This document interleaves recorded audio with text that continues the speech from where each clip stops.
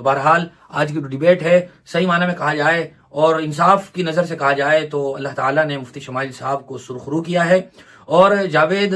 اختر صاحب کے لیے ابھی بھی موقع ہے کہ وہ مزید سوچ وچار کریں اور راہ حق کو اپنائیں، جو اس کائنات کی سب سے بڑی صداقت اور سچائی ہے۔ امید ہے کہ اور بھی بہت ساری باتیں ہوں گی جو اس ڈیبیٹ کے ذریعے سے لوگوں کے سامنے آئیں گی، اور لوگوں کو اس بارے میں غور بھی کرنا چاہیے، اور مسلمانوں کو احساس کمتری کا شکار نہیں ہونا چاہیے۔ بہت سارے مسلمان احساس کمتری کا شکار ہو جاتے ہیں کہ ہمارے پاس کچھ نہیں ہے بتانے کے لیے، اور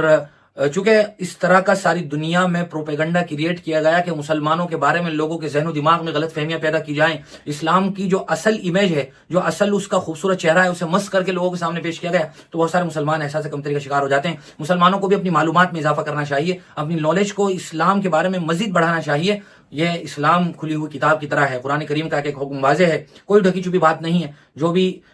چاہے پڑھ سکتا ہے، مطالعہ کر سکتا ہے۔